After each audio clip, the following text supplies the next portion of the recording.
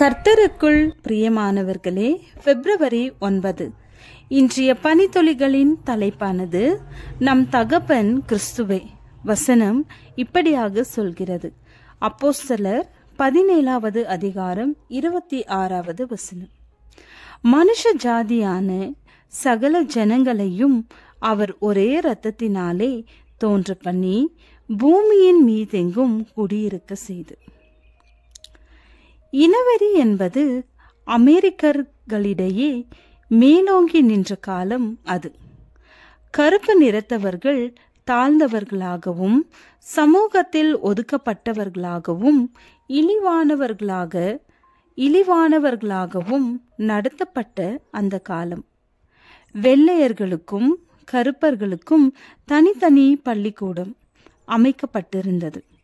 Martin Luther king என்பவர் 1929 1968 வரை வாழ்ந்தவர். ஓர் புரட்சியாளராக மாறினார். சமத்துவம் கிடைக்க பாடுபட்டார். 60 லட்சம் மைல்கள் தூரம் அமெரிக்காவை சுற்றி வந்து 2500 கொள்கை விளக்க பொது கூட்டங்களை நடத்தி எல்லோருக்கும் அன்பு செலுத்தும் உயரிய பண்பை போதித்தார். உலகத்தை உற்று நோக்க செய்தார். லட்சக்கணக்கான கருப்பு இனத்தவர்களை ஒன்று திரட்டி தனது நோக்கங்களையும் திட்டங்களையும் வெளிப்படுத்தினார். போராட்டங்கள் வெற்றி பெற்றது. 1965 ஆண்டு அவர் ஒரு சிறந்த மனிதராக பாராட்டப்பட்டார். தனது 35 வயதில் நோபல் பரிசை பெற்றார். இறுதியாக ஓர் இனவெறி பிடித்த ஒருவனால் சுட்டுக் கொல்லப்பட்டார். இன்றும் ஏற்றத்தாழ்வுகள் உலகமெங்கும் மலிந்து கிடக்கிறது. அனைவரும் ஆதாமில் உருவானவர்கள் என்றாலும் எப்படியோ வேற்றுமைகள் நிறைந்து காணப்படுகின்றன. அந்த வேற்றுமை பகைமையாக மாறி வெறியாகவும் காட்சியளிக்கிறது. ஒருவரையொருவர் அழித்து கொள்கின்றனர். வலிமையானவர்கள் எப்போதுமே நலிந்தவர்களை வெறுப்பாக பார்த்து முற்றிலும் இல்லாமல் செய்ய முயற்சிக்கப்படுகிறது அல்லது கொடுமைப்படுத்தப்படுகிறார்கள். இது எல்லா நாடுகளிலும் இன்றும் காணப்படுகிறது. முன்பு போல் இன்று அமெரிக்காவில் இல்லை என்றாலும் முற்றிலும் ஒளிந்தது என்று சொல்லுவதற்கில்லை.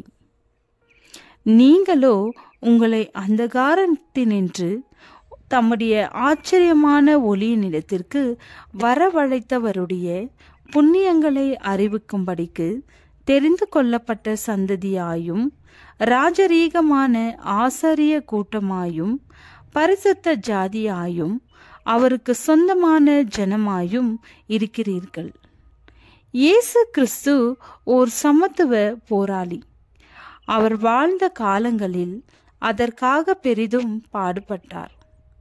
பரிசேயர்கள், சதுசேயர்கள், சமாரியர்கள், புறஜாதியார் என்றெல்லாம் வேதத்தில் வாசிக்கின்றோம்.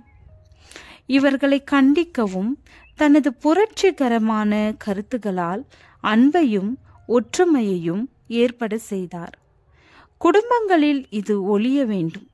சபையிலும் காணப்படுகிற இந்த கொடிய நோயை குணப்படுத்த வேண்டும். கிறிஸ்துவால் மட்டுமே முடியும். ஊழிய வளர்ச்சிக்கு எங்கும் தடையாக இருப்பது இந்த ஏற்றத்தாழ்வுகளே. நமது வாழ்க்கையில் அனைவரையும் சமமாக பார்ப்போம், அன்பாக நடத்துவோம், பிரிவினைகளை தகர்த்தெறிவோம். அப்பொழுதுதான் சுவிசேஷம் சுலபமாக சென்றடையும். ஜெபம். பூமியில் வாசம் பண்ணுகிற சகல ஜாதிகளுக்கும் நித்திய சுவிசேஷத்தை அறிவிக்க எங்களுக்கு உதவி அருளும். ஆமேன்.